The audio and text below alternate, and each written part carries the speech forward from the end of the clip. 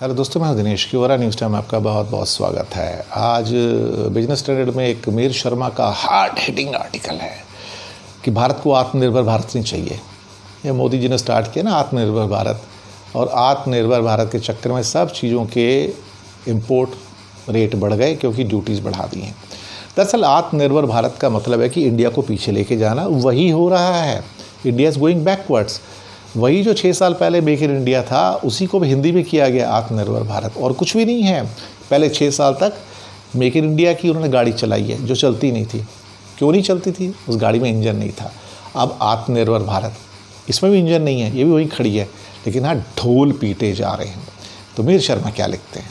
मीर शर्मा लिखते हैं, किसी एक बात ने अगर डोमेस्टिक और इंटरनेशनल इन्वेस्टर्स को कन्फ्यूज़ किया है, हैरान किया है, शॉक किया है, तो वो है आत्मनिर्भर भारत। आत्मनिर्भर का मतलब क्या है? प्रधानमंत्री ने जब से इस शब्द का इस्तेमाल किया है, देखा जाए तो बीजेपी की ओर से हर आदमी वही शब्द बोल रहे हैं। ऐसा लग रहा है कि जैसे आत्मनिर्भर शब्द का इन्वेंशन ही इन्होंने किया है, या हिंदी में आत्मनिर्भर शब्द ही नहीं था। अब मोदी जी ने आके बताया तो आत्मनिर्भर का पता लगा, हमें तो पता भी नहीं था साहब। अब इसकी ओर से कुछ मिक्स्ड इंडिकेटर्स आ रहे हैं। ऑफिसर्स और मंत्री कहते हैं कि ये देश की उत्पादन क्षमता बढ़ाएंगे, मांग बढ़ाएंगे। कुछ ने कहा कि ये चीन से जो ख़ास तौर से जो मैन्युफैक्चरिंग है, और बाहर से जो ख़ास तौर से जो रिसोर्सेज हैं फाइनेंस के, उससे हमें आज़ादी मिल जाएगी। कमाल की बात है साहब। प्रधानमंत्री ने एक और अपने मन की बात में एक और कह दिया कि आत्मनिर्भर भारत आर्थिक कार्यक्रम है ही नहीं, बल्कि ये राष्ट्रीय भावना है, और गांव-गांव तक पहुंच गई है। कमाल है साहब। ऐसा नारा जिसमें कॉन्ट्रडिक्टरी उसकी डेफिनेशंस हों कि वो काम का हो सकता है, नहीं हो सकता है। ये एडमिनिस्ट्रेटर और इन्वेस्टर दोनों को गलत फैसलों की ओर लेके जाएगा, मीर शर्मा लिखते हैं। उन्होंने कहा कि अभी टॉयज़ के लिए नई नीति, कपड़े गारमेंट के लिए नई नीति, और फिर यही नारा दिया जा रहा है। मैं आपको बताऊं, 2 साल पहले मोदी गवर्नमेंट ने बजट पेश करके कहा था कि हम मेगा टेक्सटाइल पार्क बनाएंगे। अब कहते हैं कि हम 7 टेक्सटाइल पार्क बनाएंगे। वो तो बने नहीं जो 2 साल पहले हुए थे, उसी का नया नामकरण करके कहा अब इसको ये करेंगे। दरअसल क्या है कि लोग कहते हैं इस लेख में कि आत्मनिर्भरता रेस्ट्रिक्शन का एकदम से उल्टा है, लेकिन ये है नहीं, ये रेस्ट्रिक्टेड ही है।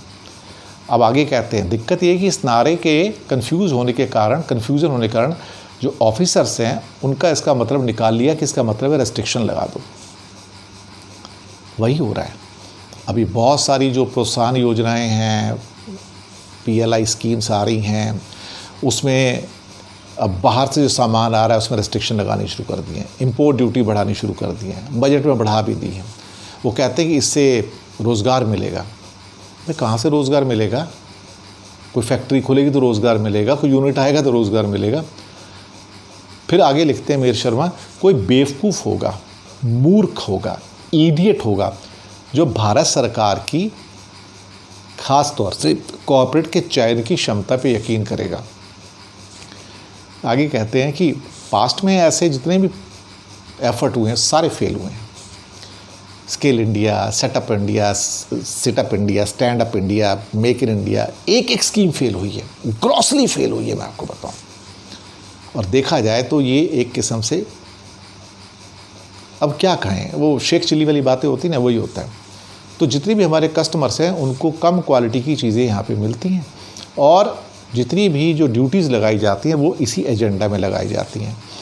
अब जैसे पहले स्टील के ऊपर ड्यूटी बढ़ा दी गई, कच्चे माल के रूप में स्टील बढ़ गया, स्टील महंगा हो गया। अब स्टील 25-30% महंगा हो गया। अब स्टील का उपयोग रोड बनाने में, रेल बनाने में, सब जगह होता है।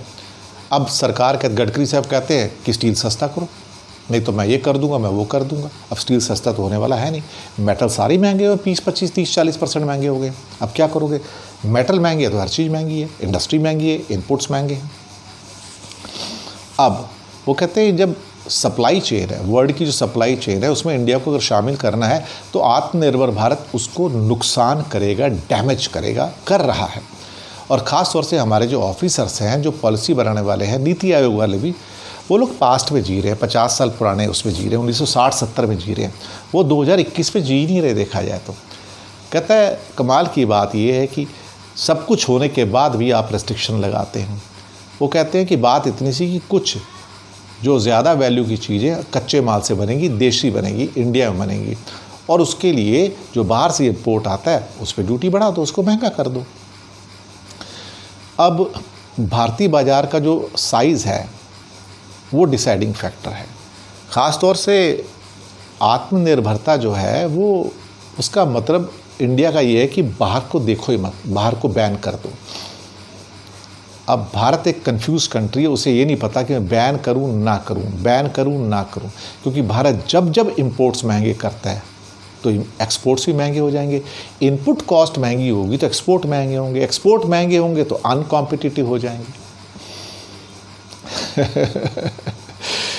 ये बात भी बिल्कुल सही है, और ख़ास तौर से अब मैं क्या कहूँ, सरकार को ये बात समझ ही नहीं आती है। मेयर शर्मा लिखते हैं आयात की लागत पड़ेगी तो निर्यात पे भी तो असर पड़ेगा, लेकिन सरकार समझना नहीं चाहती, समझ है ही नहीं। इस सरकार के अंदर वैसे भी इकोनॉमिक बुद्धि है नहीं, और सुब्रमण्यम स्वामी भी उसको कई बार कह चुके हैं।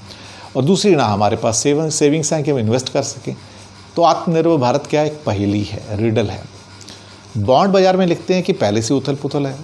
वॉरेन बफेट का जो लेटर आया था उसने तो लिख दिया था कि बॉन्ड और फिक्स डिपॉजिट जो है अब वो उन लोगों का काम है जो अपना पैसा डुबोना चाहते हैं। तो अब जितने म्यूचुअल फंड्स हो गए, बैंक्स हो गए, इंश्योरेंस है, जो गवर्नमेंट के बॉन्ड से पैसा लगाते हैं, अब वो कहाँ से पैसा लगाएंगे। पिछली बार तो सरकार को 27,000 करोड़ के बॉन्ड्स वापस लेने पड़ गए क्योंकि किसी ने इन्वेस्ट ही नहीं किया उसमें। अब कहीं ना कहीं ऐसा लग रहा है कि south east Asia, China, Europe के किसी भी देश ने बिना फॉरेन की जो मनी है उसके बिना प्रगति की नहीं है। लेकिन भारत सरकार जो है फॉरेन का जो इन्वेस्टमेंट है, जो FDI है, उसके साथ सौतेला व्यवहार करती है, मेयर शर्मा कहते हैं। और वो कहते हैं यहाँ पे जो भी इन्वेस्टमेंट आता है बेसिकली वो पुरानी चीज़ों को ख़रीदने में आता है, वो नया इन्वेस्टमेंट तो होता ही नहीं यहाँ पे। FDI के तो बेकार की बात है। डिजिटल ई-कॉमर्स का उन्होंने उदाहरण दिया कि सबसे बुरा संकेत है कि इंटरनेशनल आर्बिट्रेशन, जैसे कि जहाँ पर इंडिया दो बड़े केस हार चुका है, केन्स इंडिया का भी है, हार चुका है, वोडाफोन हार चुका है, लेकिन जिद इतनी है कि नहीं हम पैसा नहीं देंगे उनको, तुम्हें जो करना है कर लो। केन्स इंडिया ने तो अब दावे कर दिए हैं फॉरेन कोर्ट्स में, वाशिंगटन कोर्ट में और बाकी कोर्ट्स में, वो इंडिया के एयरक्राफ्ट, पानी के जहाज़ और बाकी चीज़ें अब सीज़ कर सकती है। अब क्या किया जा सकता है, और हो सकता है इंडिया की एम्बेसी भी सीज़ कर ले। लेकिन भारत तो बेवकूफ़ियों की तरह आगे बढ़ रहा है। अब क्या करेंगे, make in India, digital India सब तो फ्लॉप हो चुके हैं। उन्होंने कहा कि आत्मनिर्भर का नारा भी ऐसे ही फ्लॉप हो जाएगा, अब कुछ नहीं होने वाला इसका। धन्यवाद, शानदार लेख था ये।